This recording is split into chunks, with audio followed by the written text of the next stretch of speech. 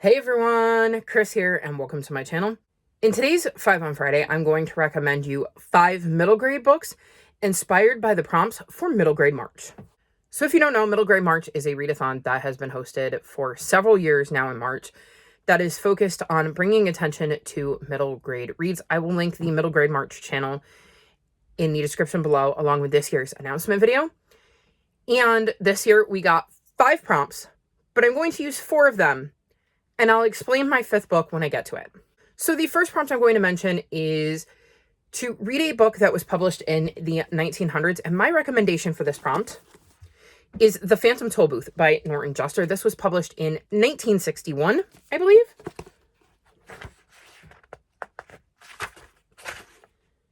Correct, 1961. And this follows a young boy named Milo who is just so bored by everything. And is kind of like just walking through life, not noticing things. And one day he gets home and he finds a package in his living room and it turns out to be a toll booth. He hops in his little toy car, goes through the toll booth and ends up in quite the interesting land. Definitely not our world. And once there meets a very intriguing cast of characters and goes on quite the adventure. I have read this numerous times since the first time I read it in 5th grade. And I have loved it every single time. It is a book I absolutely adore. And if you have not checked this out, it is one I would wholeheartedly recommend. It is such a fun book and is one I love going back to. Then, for flowers on the cover, I'm going to recommend The Tea Dragon Society by Kay O'Neill. This is a really cute little graphic novel. And you can see there are flowers all over this cover. And in this one, we meet Greta, who is an adventurous blacksmith apprentice, and the people she meets as she becomes entwined in the enchanting world of tea dragons. So we get to see these tea dragons that are really, really cute and follow Greta as she learns about the world. And I just adore this series. There are 2 sequels. They are all really, really cute, easy reads.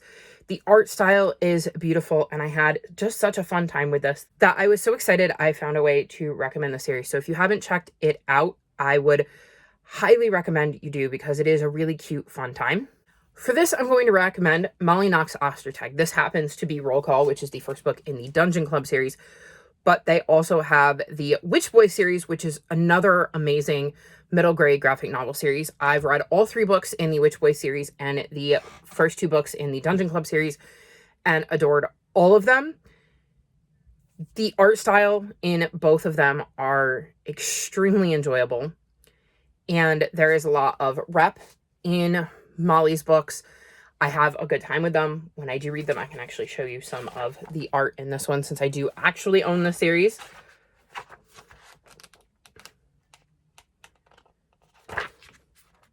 This one happens to be based on Dungeons and Dragons as we follow our main character who is in a Dungeons and Dragon club, sort of.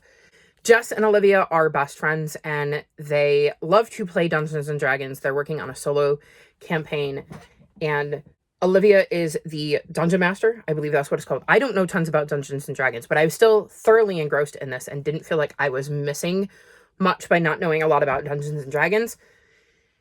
And Jess is really happy with the relationship, but Olivia would like to open their group to more people. And Jess doesn't understand why. She's perfectly fine with just her friendship with Olivia. And we see how that affects their friendship throughout this book, while also getting to see how it affects their campaign, because it definitely plays into it. And you go back and forth between seeing depictions of the campaign they're playing along with seeing depictions of their real life. And then in The Witch Boy, we follow 13-year-old Aster, who comes from a family with magic. Boys grow up to be shapeshifters, while girls are raised to be witches. Aster, at 13, still hasn't shifted, but honestly, doesn't really want to. He'd rather be a witch. So he has to figure out how to convince his family that he can help them by being a witch and get some encouragement to do so with a new friend named Charlie. And this really is a story about self-discovery and learning to be yourself and love yourself. Like I said, I have loved all of the books I've read by Molly Knox Ostertag. And if you're looking for an author with 3 names, I would recommend you pick up any of theirs. The next prompt was to read a book featuring travel, so I'm going to recommend The Train to Impossible Places. So this series follows Susie, and one night a train shows up in her living room, And she doesn't quite know how that's possible. She sneaks aboard and ends up traveling to the land of impossible places, where she realizes she's on a mail delivery train and ends up helping the postmaster to deliver mail in the land of impossible places. She goes on quite the adventure, and we see her travel all over the land of impossible places. So I thought this was a perfect time to mention the series. I really, really loved all 3 books. As I thought about this prompt and was trying to decide which book I wanted to recommend, I'd keep coming back to this one, and it's really made me want to do a reread because I had such a fabulous time with this series. Susie is a fun character to follow, and the adventures she goes on in the land of impossible places are so much fun and full of magic and discovery, and I had such an amazing time with this that I think if you like the kind of portal fantasy world, since she is traveling to a different world and discovering all sorts of new friends and magic, that this would be a amazing series for you to check out. And the 5th and final prompt for this year's round of middle grade March was part of a series. And I decided to skip that one because, as you can see, I've definitely mentioned some series. But the group books this year were The Secret Garden and Moon Garden, which is a Secret Garden retelling. So I decided to give you another suggestion for a Secret Garden retelling.